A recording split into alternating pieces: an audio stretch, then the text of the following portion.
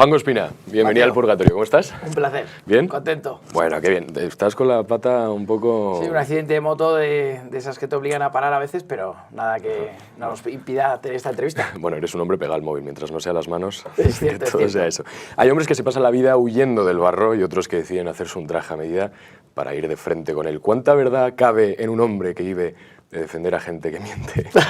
Bueno, nosotros intentamos ser muy auténticos y hacer precisamente gala de esa frase que es hacer defensa de la verdad. El derecho penal busca reconstruir unos hechos en esa ansia de esclarecer lo que realmente sucedió en la búsqueda de la verdad, y nosotros en Ospina Abogados y yo personalmente intento también hacer gala de esa premisa y defender la verdad y ser una persona que soy lo que transmito. Muchas veces las redes sociales te prejuzgan y no hacen honor, yo creo, a la persona y se centran a veces en el personaje, pero yo creo que es algo que va inherente al derecho penal y yo como abogado penalista no puedo evitarlo, de intentar mostrar cómo soy de la forma más natural. Hablas bien, ¿eh? Bueno, muchas gracias. Es defecto abogado, profesional. se nota, se nota. Vienes, por lo que tengo entendido, acabas de llegar de estar viendo cárceles. ¿Cómo es un lunes, tío, despertarte, ir a ver una cárcel? Bueno, esta mañana hemos estado en Soto del Real, nos llamó un cliente hace unos días que quería visitarnos. Nosotros antes nos reunimos con la familia para intentar tener una foto panorámica del procedimiento y, como te decía anteriormente, el derecho penal nada es lo que parece hasta el día del juicio, y lo que nosotros tenemos que hacer como penalistas es valorar la prueba que hay en contra, valorar la prueba que podemos construir de descargo para determinar qué es lo que realmente sucedió y buscar o que los hechos no son como refiere la investigación o la fiscalía, o en su defecto buscar una pena proporcional ajustada al delito. ¿Cuántas horas duermes al día?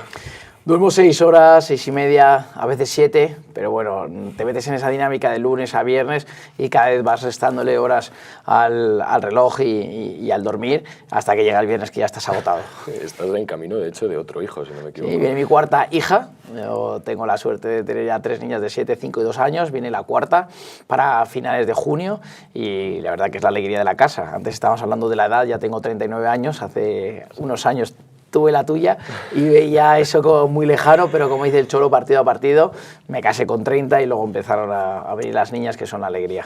¿Por qué elige uno pasar su vida entre criminales o lo que pueden ser criminales cuando podría haber elegido la luz? Bueno, yo intento defender personas. No defiendo delitos, y esto insisto mucho en ello, no defiendo a un violador, defiendo a una persona denunciada por cometer una agresión sexual. Y muchas veces, como yo decía anteriormente, las cosas no son lo que parecen. Y el titular, y aquí los medios de comunicación hacen esa autocrítica, prefieren al villano que al superhéroe. El titular es detenido un agresor sexual y nunca absuelto una persona denunciada de una agresión que no cometió. Por lo tanto, en primer lugar, yo para poder defender a una persona tengo que empatizar con ella, mirarla a los ojos, intentar entender de qué color es su alma, también su corazón, empatizar, y si nos llevamos bien y hay confianza mutua, recíproca, pues defender su procedimiento. Le tengo cariño a mis clientes, es cierto que no son monjas de la caridad la mayoría de ellos, pero la premisa fundamental es que tienen que ser, entre comillas, para que la audiencia lo entienda, buenas personas. Interesante sobre el tema de las agresiones sexuales. ¿Cuánto es el ratio? Imagínate que te suena el teléfono ahora y te dicen, oye, Juanjo, que mira, que me han detenido, que estoy aquí porque me han denunciado por agresión sexual. ¿Cuánto es el ratio en estos casos de que se gane o se pierde? Vamos a ver, una denuncia por agresión sexual, es decir, una mujer que denuncia que ha ocurrido una agresión sexual, para que la audiencia lo entienda, se presume que es cierto. O sea, no caigamos en viejos titulares. Yo si te creo, el sistema te cree. Es decir, una denunciante de una agresión sexual, si mantiene su versión en comisaría, en el juzgado y en el juicio, es una condena asegurada. El Tribunal Supremo desde hace más de 20 años viene refiriendo que si no hay un ánimo espurio y que si no existe una animadversión que se pueda discutir, es decir, una causa secundaria, se entiende que es cierta esa agresión sexual.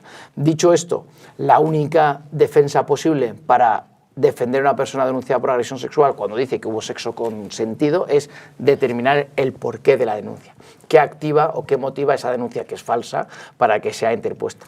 Si no se encuentra, hay una condena asegurada. Claro. ¿Cómo se sabe que es falso? O sea, ¿cómo se puede llegar a detectar que eso es falso?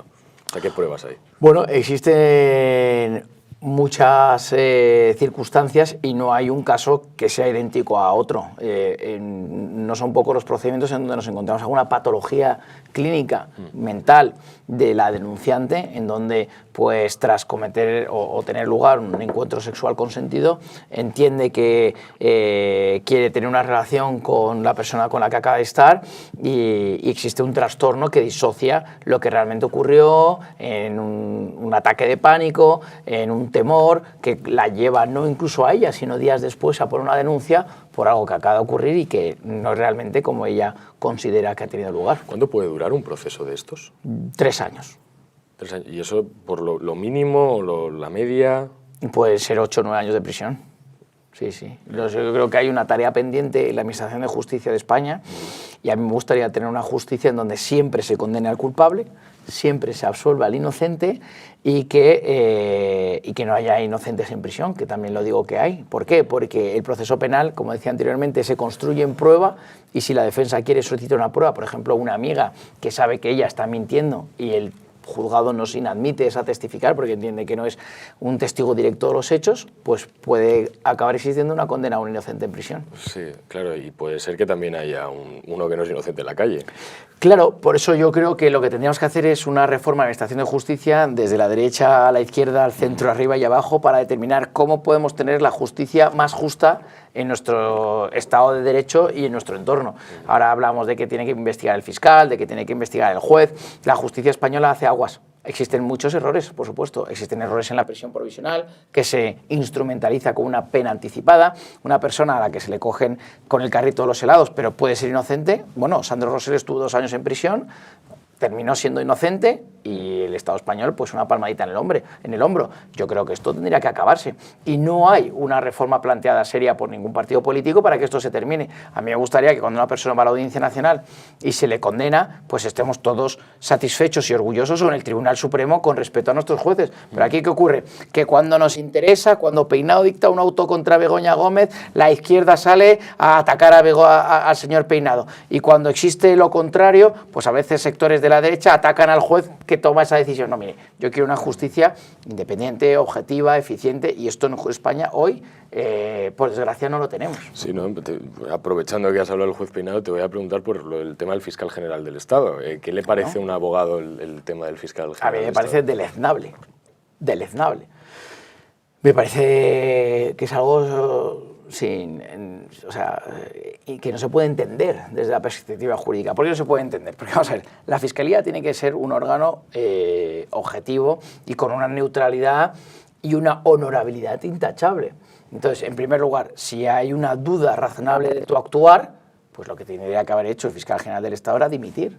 Es que yo creo que dimitir no es un problema, pero en este país, como todo tiene tintes ideológicos, yo creo que no solo de la derecha, sino la propia izquierda, el propio Partido Socialista, que tiene personas muy respetados, tenían que haber solicitado su dimisión, o incluso de Esquerra Republicana de Cataluña, o de grupos que no están a favor con la oposición, pero tendrían que haber pedido la dimisión de este señor, porque se presuponía que podía ser culpable de un delito de relaciones secretas. Cuando ya le condenan, si tuviéramos una democracia de calidad, y digo calidad en mayúsculas, en donde todos los dirigentes políticos tendrían que abogar por el bien común, todo el mundo tendría que haber pedido la dimisión de este señor. ¿Pero qué ocurre?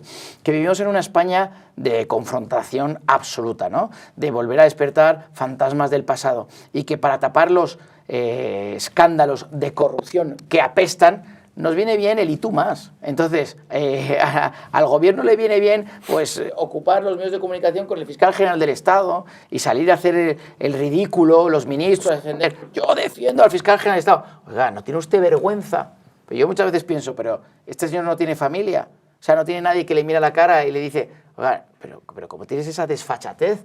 Y lo que más me preocupa como jurista y también demócrata que me considero es ¿cómo puede haber personas y tertulianos que salen a defender lo indefendible, que es decir que este señor ha sido condenado sin pruebas? El derecho penal, y utilizo este ejemplo para que la audiencia lo entienda, busca reconstruir unos hechos que se fundamentan en algo verosímil. Entonces, si yo soy el fiscal general del Estado y existe una filtración, ¿por qué tú, que eres el encargado de investigar la filtración, no la investigas? Entonces, yo creo que hubiera sido verosímil que el propio fiscal general del Estado o la propia Fiscalía hubiera investigado esa filtración. Pero si usted es el responsable de investigar, no lo hace, yo creo que es el indicio incriminatorio más sólido para demostrar que tienes algo de culpabilidad y que ocultas lo que determina posteriormente el Tribunal Supremo como autor de este delito. ¿Y qué le teme un hombre que no le teme a los jueces? Bueno, yo respeto mucho a nuestros jueces y creo que España tiene unos jueces con una talla moral intachable, y también hago otro titular. España no ha caído en la batalla ideológica política gracias a nuestros jueces. Creo que hay que reconocer que el Tribunal Constitucional dictó que los estados de alarma fueron ilegales, es decir, inconstitucionales, entendido como inconstitucional algo ilegal, algo impensable en nuestro estado, en una democracia de calidad. Y vuelvo antes. Cuando se dicta que los estados de alarma son ilegales, tendría que haber existido consecuencias políticas. Pero como vivimos en la España en la que todo vale, todo se permite, nadie se mira, no sé si nuestros políticos no se miran al espejo, todo lo permiten. Por lo tanto, gracias a nuestros jueces, España ha progresado y ha continuado hacia adelante. Yo lo que intento hacer con la mayoría, en primer lugar, cuando soy abogado, iba a decir, cuando estoy delante de un juez, ¿no? Pues mostrarle mi respeto, mi admiración, porque es difícil y ardua su tarea, e intento ponerme en sus zapatos para intentar determinar o convencerle en la dirección de las pruebas que tengo para defender a mi cliente, ¿no? Pero bueno, hay que tener muchas cuestiones en la mente, en la cabeza, para saber cómo es el ritual de un procedimiento, cómo hay que saber guardar las formas, y como hace unos días pues la sección tercera de la Audiencia Nacional dictó la nulidad de un auto que había acordado la prisión provisional de una persona investigada por narcotráfico, y me da pena como algunos medios de comunicación tildan de en libertad a unos narcotraficantes por un error judicial, y no. Gracias a la Audiencia Nacional, sección tercera, toda persona detenida en España tiene la obligación de conocer los elementos por los que se realiza esa detención. ¿Y cómo es defender a un narcotraficante? Bueno, defender a un narcotraficante o defender a un estafador o defender a una persona denunciada por una agresión sexual, en primer lugar, como ya decía anteriormente, tiene que basarse en la confianza mutua, en no engañarnos, en tener clara cuál es la línea de defensa y cuáles son los elementos que hay a favor o hay en contra. Si yo defiendo a un empresario que importa o exporta materia prima de Latinoamérica, pongamos fruta o piña, y se le meten 1000 kilos de cocaína en el contenedor, y él me mira a la cara y me jura y me perjura que desconocía que esa droga o que ese contenedor fuera contaminado, pues yo defiendo a un empresario que está en un proceso penal y que defiende su inocencia. Si yo, por el contrario, defiendo a un empresario en donde, mirándole a la cara, pues le digo, ya, pero hay escuchas telefónicas en donde se te ve claramente que sabías que ese contenedor va contaminado, pues la línea de defensa cambia totalmente. ¿Y aún así lo defenderías? Yo defendería a cualquier persona, porque mi labor como abogado penalista es salvaguardar sus derechos. Como un médico, la salud de cualquier ciudadano, yo no hago un juicio moral sobre si el delito es más o menos grave. Es más, me llama incluso poderosamente la atención, como algunos dicen, no, yo no defiendo procedimientos de salud pública. Sí, bueno, por eso te digo, porque se dice mucho, o al menos yo teniendo amigos abogados, lo he escuchado varias veces, lo de, no, es que los abogados, o muchos de ellos, no tenemos moral. ¿Esto es verdad? Pues yo creo que yo duermo muy tranquilo, y yo creo que yo sí que tengo una moral y que tengo unos límites. Yo lo que no se puede hacer es hacer trampas, ¿no? Es decir, yo no creo que sea menos malo un delito de salud pública que una estafa que le roba los ahorros a una familia de una pareja de pensionistas que han ahorrado toda su vida. ¿Cuál es más grave? ¿Dañar la salud de tantos jóvenes o robarle los ahorros de por vida a unos ancianos? Bueno, yo creo que los dos delitos están muy mal. Sí, no, claro. Lo que tengo que hacer como abogado penalista es, en primer lugar, ¿la acusación es correcta o es incorrecta? ¿Los hechos son como refiere la Fiscalía o no, y la Policía o no? Y en su caso, ¿qué pena se te tendría que poner proporcionalmente acorde a ese delito? Por ejemplo, te pongo un ejemplo, no son pocos los casos de robos que hemos defendido a una persona que se le han pillado robando en un domicilio y que se le atribuyen 20 robos. Pues claro, nuestra labor es, oiga, posiblemente ha robado en una casa, pero no en las otras 20 casas a las que se le imputan otros robos. Y nuestra tarea es analizar las pruebas para buscar esa pena proporcional. Claro, de todos estos casos que me cuentas, de todos estos robos, todas estas agresiones, ¿cuál sería el caso que te llevas a la cama y que no te dejas de cerrar los ojos? Aunque ya sé que duermes bien, pero uno de estos casos esos que tienes que no te dejase cerrarlos? Bueno, a día de hoy no es que me quiten el sueño, pero sí que ocupan mi pensamiento continuamente procedimientos, por supuesto, de salud pública muy complejos, en donde hay personas en prisión provisional por unas escuchas telefónicas que considero son ilegales o que no son concluyentes para determinar que el delito se ha producido. Es decir, esto es un caso real de 3 personas que están detenidas actualmente en Sevilla, en donde la policía considera que son líderes de una organización criminal, pero que los únicos indicios incriminatorios que hay contra ellos son unas conversaciones de unos presos que les hablan de ellos. Esto sí que me... ¿Y eso no es suficiente? Bueno, yo entiendo que no, para determinar si ha habido un transporte de 500 o de 1000 o de 2000 kilos. Yo creo que no son concluyentes, pero como decía yo anteriormente en la entrevista, sí, la prisión provisional en este país se instrumentaliza, por desgracia, más de lo que debería de ser. Ojalá, y si me escuchan líderes políticos, haya un pacto de Estado para la reforma y administración de justicia y que no tuviera que existir prisión provisional en casos innecesarios, o prisión domiciliaria, o fianza, o pulsera. Pero mandar a una persona a la cárcel como si estuviéramos en el siglo XVI a las mazmorras, de verdad, no, es que me parece... O sea que me estás diciendo que de esto también, como abogado quitarías, y penalista, quitarías todo el tema de cadena perpetua, porque claro, si volvemos al... Sí, no me gusta. Cadena perpetua, 0. No me gusta la cadena perpetua, pero es que es otra vez demagogia de nuestros dirigentes políticos. En España no hay cadena perpetua. Hay cadena perpetua revisable, pero que a los 25 o 30 años una persona se va a la calle. Yeah. Es decir, que no nos engañen. Pero que, ¿sabes qué ocurre? Que con sus mentiras, de los dirigentes políticos, llenan los titulares de prensa y no se debate del verdadero problema de la Administración de Justicia española. Por ejemplo, ¿es justo que una persona condenada a cientos de años de prisión por asesinar y matar cumpla 10, 12 años y ya esté en la calle y no se arrepienta de los crímenes de haber asesinado y matado? Pues yo creo que eso es un error. Pero claro, como todos nuestros políticos, yo creo que están ahí para sus propios, muchos de nuestros dirigentes políticos están ahí para sus propios intereses, no se preocupan en dejar un legado de una justicia en la que estemos todos orgullosos. El problema no es la cadena perpetua revisable, que me parece muy adecuada para un violador, un asesino de una persona tras cometer una agresión sexual, que no tuviera que volver a salir, pero es demagogia, porque va a salir en libertad. Entonces no tenemos en España una cadena perpetua como se intenta hacer. Vamos a hablar un poquito acerca de ti, para que te des a conocer, aunque ya eres conocido porque, aparte de abogado, es verdad que principalmente sales muchas veces en televisión, haciendo intervenciones, etcétera, etcétera. ¿Qué es más difícil, convencer a un juez o a una cámara? Interesante pregunta. No sabría qué decirte, las dos tienen sus dificultades. A un juez, convencer a un juez es complicadísimo, ¿no? Hay que primero conectar con él, porque aunque uno tenga la razón, no sirve de nada si no te la dan. En segundo lugar, en esa comunicación no verbal, para poder empatizar y conectar con el juez, hay que ser muy claro en captar su atención para que vea la prueba que tú quieres poner encima de la mesa. Es decir, la oratoria, la elocuencia, el relato es fundamental. Y por el contrario, en una cámara, como bien sabes, en televisión hay 15 segundos de titular, 20 segundos de titular, y tienes que pensar cómo colocar esa idea para poder captar la atención del oyente o del espectador. ¿Hay mucha cena, mucha comida por detrás para convencer a un juez? Yo creo que no. Yo creo que no lo he visto. Vuelvo a hacer una defensa inconmensurable de la justicia española, de la mayoría de nuestros jueces, que son los que están en Plaza Castilla o que están en otra localidad menor, sin medios, con unos ordenadores del siglo pasado que se conectan a una aplicación para hacer una videollamada y se cae, con una serie de papeles, con dificultades del día a día que los ciudadanos nos llama poderosamente la atención. Esos jueces para mí son héroes y son la inmensa mayoría de jueces y de fiscales que hay en este país, que como buenos latinos también nos debemos a nuestra propia personalidad, y el manipular a un juez por los cauces del poder político o económico, yo no lo he visto, y quiero creer que eso no existe. ¿Y no te consta, de verdad, no te consta de nadie que haya podido, no lo sé? O sea, bueno, me consta un procedimiento de un juez que no es español, que fue un juez de enlace, no voy a decir de qué país, que tuvo una decisión un tanto arbitraria, y posteriormente por parte de la Fiscalía Española también pude entender que se había tocado a ese juez por parte de una organización criminal.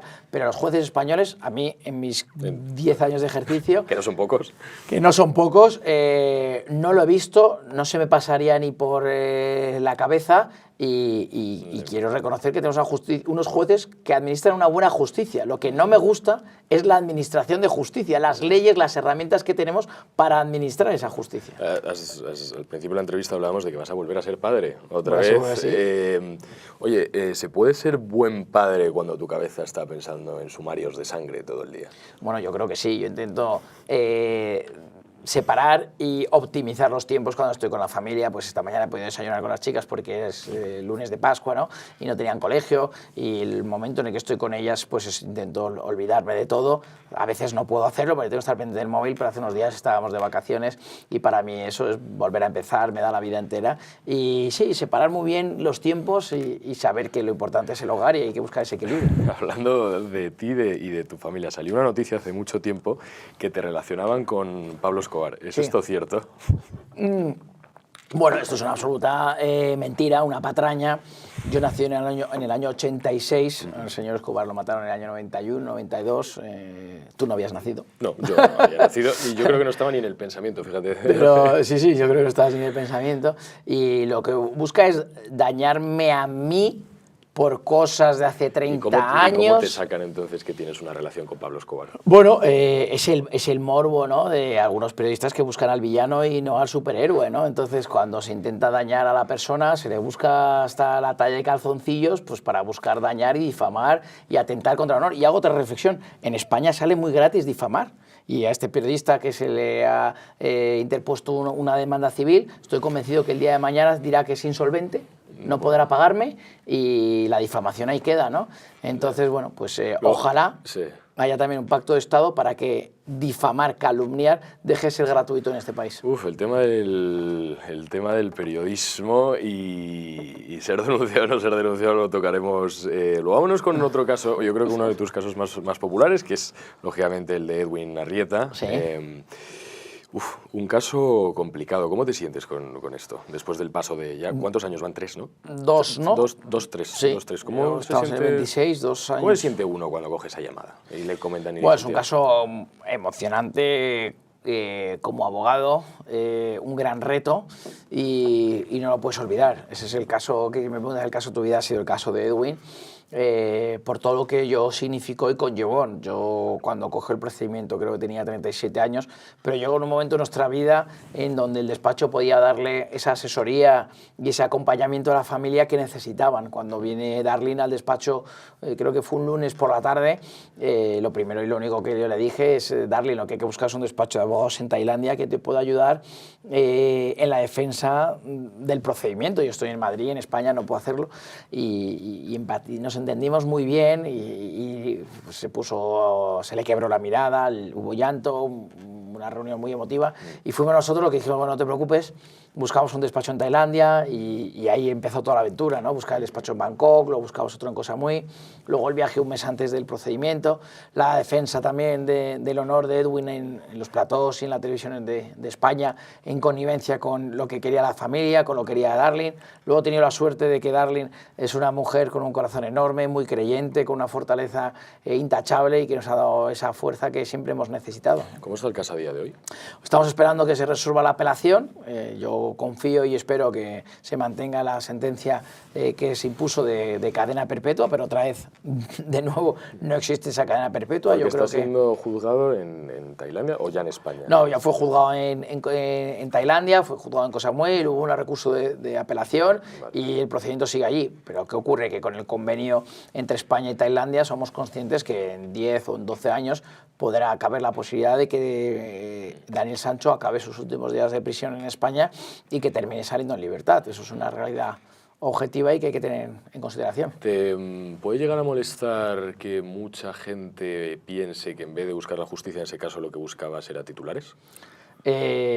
Vamos a ver, este procedimiento me enseñó que para que haya gente muy inteligente tiene que haber gente en el lado contrario, ¿no? Y entonces fue un procedimiento que era curioso porque en los autos estaba el ADN de Edwin Arrieta, se había comprobado con Colombia y había gente en la prensa que decía que esto era todo una parafernalia y que había existido una mano negra detrás, ¿no? Y digo, pero ¿cómo la gente puede llegar a esa convicción cuando la realidad es solamente una, ¿no? A mí lo que me tranquiliza es es mirarme al espejo todas las mañanas, en hacer mi trabajo de la mejor forma posible, en deberme a Darling y a su familia, que ellos entiendan qué es lo que estamos haciendo y lo que puedan decir o puedan manifestar personas ajenas a la realidad, de verdad, lo escucho, porque no escucharlo sería absolutamente arrogante, pero no me afecta a mi persona. Yo creo que esto es parte del entrenamiento, ¿no? Como aquella noticia asquerosa que has hecho tú mención anteriormente del narcotráfico, ¿no? Bueno, yo creo que para llegar, una persona que tiene una exposición mediática tiene que saber que tiene que estar acostumbrada a tener que sufrir titulares que no le gusten, ¿no? Y ya como ser humano, ¿has podido llegar a sentir lástima por Daniel Sancho, por ejemplo? Bueno, yo, claro, pues humanamente soy una persona que soy creyente, que soy cristiano, y ha sido un proceso muy doloroso para la familia, para Darling, para sus padres. Hace unos días fue el cumpleaños de Edwin, no han levantado el duelo, siguen sufriendo, y la madre, estuve yo en Colombia hace unos meses, pues sigue en una tristeza absoluta. En el caso de Daniel, pues me encontré al padre, a la madre, a Daniel y diferente. Claro, ¿cómo fue la relación con ellos? ¿Me estás preguntando sobre eso? Sí, claro. Sobre eso te estoy preguntando. Vamos a ver, yo creo que la madre, pues como madre, sufría, como no puede ser de otra manera, el hecho de ver a un hijo en esa situación y con lo que había llevado, y yo creo que mostró el lado más humano, por así decirlo, ante la evidencia de los hechos, que fue acabar con la vida de Edwin Arrieta tras comprar unos cuchillos y bolsas, es decir, tras la premeditación de un crimen atroz. Frente a mi opinión de Daniel, prefiero guardarla en la intimidad, y frente al padre fue muy correcto conmigo, eso siempre lo he dicho, ya se dio en algún medio de comunicación, pero yo creo que en sus zapatos, que tienen que ser muy complicados, es decir, estar en su situación, sigue apoyando las tesis del hijo, que creo que son erróneas, que es ese accidente. Y bueno, ¿Accidente? Bueno, ellos siguen defendiendo que fue un golpe sin querer, que Edwin se cayó al suelo y se golpeó la cabeza y que falleció, y que fue pues algo más fortuito que premeditado. Eso es lo que defiende la defensa de Daniel Sancho y el propio Daniel Sancho. Y hasta ahí voy a leer. Hablamos con otro de tus grandes clientes, que mueve masas por España entera. Vito Quiles. Vito Quiles. ¿Cómo es defender a Vito Quiles? Bueno, Vito Quiles es un grande. Le conozco desde hace varios años, creo que tiene una capacidad intelectual de admirar, es de esa generación como la tuya, de 25 años, mayor que tú, y que viene pisando fuerte y que realmente nos hace falta en la sociedad civil española, una sociedad civil que estaba totalmente inmóvil ante el poder político y económico del sistema, y que de repente un chaval de 25 años ha venido aquí a mover la piñata y que disfruto mucho siendo su ¿Y no te da abogado. muchos dolores de cabeza? Bueno, da algún que otro dolor de cabeza. ¿Tienes alguna pero... anécdota de decir, joder, Vito, tío? Tengo varias anécdotas, pero es una suerte ser su abogado. Él entiende el procedimiento, lo respeta, siento que hay esa confianza mutua, y tenemos ahora por delante pues la denuncia que le ha puesto Beatriz Corredor de Red Eléctrica, pues supuestamente comete un delito de odio tras el apagón. Tenemos por delante que le quieren echar del Congreso de los Diputados en una arbitraria decisión de crear un reglamento solo para expulsarle a él y a Ndongo del Congreso de los Diputados. Tenemos el tema conocido por todos, ¿no?, de Sara Santaolalla y las imágenes, bueno, y algún que otro procedimiento por ahí, pero disfruto como jurista en la defensa técnica con Vito. Y nunca actúas como padre, decirle, oye, tío, a ver, vamos a relajar esto u lo otro, vamos a ver cómo podemos más hacerlo. Que como padre, que seguro que me ve él así ya con varias caras, por eso, hombre, claro, como abogado intento hablarle desde la experiencia y del sentido común. Bien. Entonces, sí que puedo tener algún consejo o algún comentario más pragmático, pero también me molesta cuando otros lo hacen y no tienen que hacerlo. Hace unos días Vito fue a entrevistar a Irene Montero y un policía le cogió del brazo y lo sacó, lo expulsó, y yo le dije, oye, tenemos que denunciarlo. tenemos que denunciarlo porque entiendo que es una coacción, que no sé por qué te impiden el libre ejercicio de la libertad de información y habría que tomar una medida penal contra esa gente para saber quién le ha dicho a él que actúe de esa forma y para pedir responsabilidades penales. Y el propio Vito fue quien tiene un cariño muy especial a las fuerzas y cuerpos de seguridad del Estado y decidió no iniciar esa batalla. Pero claro, ¿por qué crees que Vito Quiles molesta tanto? Porque hay otros periodistas que quizás también pueden estar todo el día molestando a la izquierda, digamos, en este caso, o algunos de la izquierda que molestan a la derecha, pero me refiero, ¿por qué ese odio hacia Yo estuve con Vito en Miami, te respondo, en un congreso que realizó Donald Trump con los líderes latinoamericanos para proteger el espacio americano, ¿no? Y su interacción con el presidente Milei y con otros presidentes, como se le vio en sus redes sociales con Bukele y otros altos representantes, viene a demostrarme que Vito tiene una magia especial a la hora de buscar la pregunta idónea, la respuesta y su rapidez mental en la búsqueda de la verdad. Y yo creo que eso es precisamente lo que más molesta en España del trabajo de Vito, que te puede poner un micrófono y con ironía y con sarcasmo y poniendo encima de la mesa una realidad que nadie ponía con tanta claridad, es lo que, y lo digo anteriormente, la audiencia no es tonta. Es decir, que Vito Quiles tenga 1,5 millones de seguidores no es porque la audiencia sea tonta. Que la mayoría de los jóvenes, entre ellos tú y otros más jóvenes, le tengan, no sé si tú, ¿no?, pero le tengan como un referente o un líder, porque lo veo, ¿no? A muchos hijos de clientes míos, oye, ¿me puedes mandar un vídeo para Vito, de Vito para mi hijo y demás? Eso es por algo, ¿no? Y yo creo que hemos estado viviendo, lo he dicho antes en la entrevista, 20 años de un sistema que estaba dormido, en donde aquí pues el PP, el PSOE se iban repartiendo los cromos con unos problemas en la administración de justicia, problemas en pensiones, problemas en el suelo. Vivimos peor hoy que hace 10 años. Y llevamos desde 2018 con el señor Sánchez en el gobierno. Es imposible comprar una vivienda. Es imposible tener una oportunidad laboral para muchos jóvenes. Y Vito ha llegado a decir la verdad. Y eso molesta e incomoda. Y cuando intentan pelear con él o incluso sacarle de sus casillas, pues no lo consiguen. ¿Y qué es lo que me he encontrado? Y por eso me apasiona ser su abogado. Que intentan una censura judicial para callarle, ya que son incapaces de dar las respuestas que él busca en los medios de comunicación. Tú que le conoces bien, como abogado suyo que eres, y casi que referente como padre en este sentido, en este ámbito profesional, ¿alguna vez te ha llegado y te ha dicho, oye, Juanjo, yo no puedo más, yo necesito dejar esto de tanta gente, de tanto tal, o es un tío que tira para adelante? Es un tío que tira para adelante, pero hay que entender que no es fácil, pero no Vito, sino otros clientes que también hemos tenido del mundo del fútbol o del espectáculo, no es sencillo. O sea, igual ellos quieren desconectar como hago yo, que te he dicho anteriormente, que puedo estar con mis hijas y que no te moleste nadie, pero cuando vas a un restaurante, vas al cine o vas a un espectáculo público, sabes que vas a pedirte fotografías, van a pedirte esos vídeos y eso pues debe generar una fatiga, ¿no? ¿Te consta si alguna vez Vito ha pensado o quiere dedicarse a la política institucional? A mí no me consta, creo que disfruta mucho haciendo su trabajo. Lo que sí me consta es que ha tenido varias ofertas y a él le seguimos viéndole con un micrófono y espero que sigamos viéndole muchos años con un micrófono y creciendo como profesional. O sea, que raro es que un día le veamos con un escaño.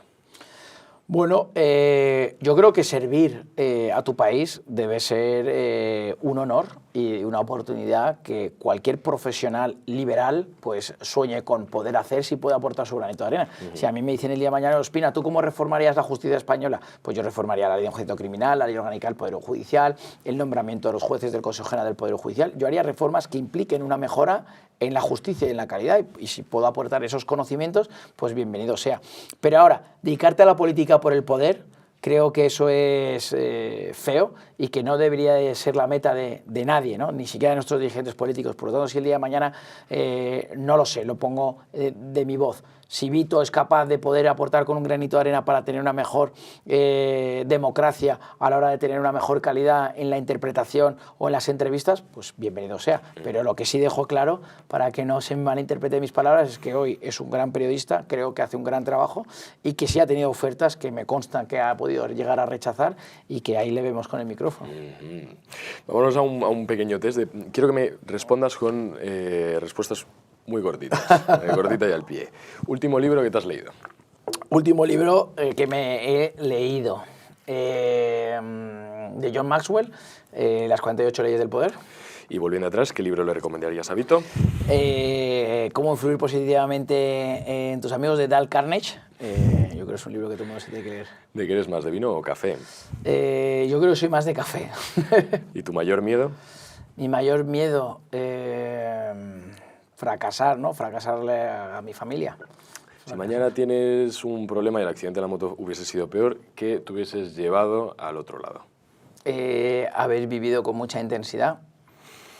¿Y qué música sonaría de fondo?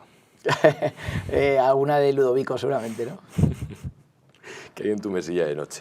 En mi mesilla de noche hay una lámpara y poco más, porque los libros suelen estar en una estantería y llego a caer redondo en la cama. Me estás contestando a todo, es verdad que algunas cosas no como me gustaría, pero te voy a preguntar, ¿cuánto cuesta tu silencio? ¿Cuánto cuesta mi silencio? No tanto.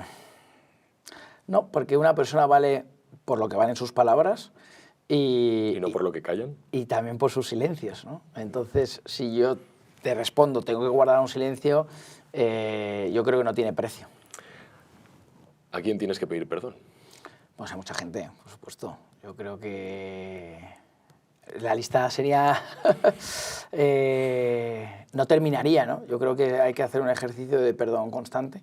Esta mañana he llamado a un compañero abogado que ha tenido, pues hay una trifulca conmigo y se estaba yendo un poco todo de madre, ¿no? Y llamaba a disculparme, ¿no? Yo creo que pedir perdón nos hace ser mejores personas y muestra tu valentía, ¿no? De forma metafórica, si tuvieses que enviar a alguien al cielo, ¿a quién sería? Es una pregunta muy complicada, ¿eh? En el sentido de que has sido buena persona. En el sentido de que has sido buena persona, pues no, yo creo que como la mayoría de nosotros tenemos ahí a nuestras madres, ¿no? Totalmente puestas en su pedestal, ¿no? Si tuvieses que enviar a alguien al infierno. También a muchas personas, ¿eh? Yo creo que ha habido personas muy malas. Una gran responsabilidad conlleva a tener que actuar con un poder a la hora de saber cómo puedes influir en el destino de las personas. Por lo tanto, aquellos dirigentes políticos que tienen ese poder y esa responsabilidad para salvaguardar nuestro futuro y no lo hacen, realmente pues, en mis entrañas siento que son muy malas personas y que no tendrían que estar. Si tuvieses que enviar a alguien al purgatorio. Al purgatorio se podría enviar también a muchos a pensar y que luego vuelvan, pero si te respondo, generaríamos un gran debate público. Así Pues que... tenemos que generarlo, o sea, que para eso estamos delante de unas cámaras. Bueno, como buen abogado puedo acogerme al derecho a no declarar, así que voy a hacer uso del mismo. Juan Ospina, ha sido un Mateo, placer crack. verte por aquí. Un gusto. Eres un crack y nos vemos pronto. Nos vemos pronto. Chao.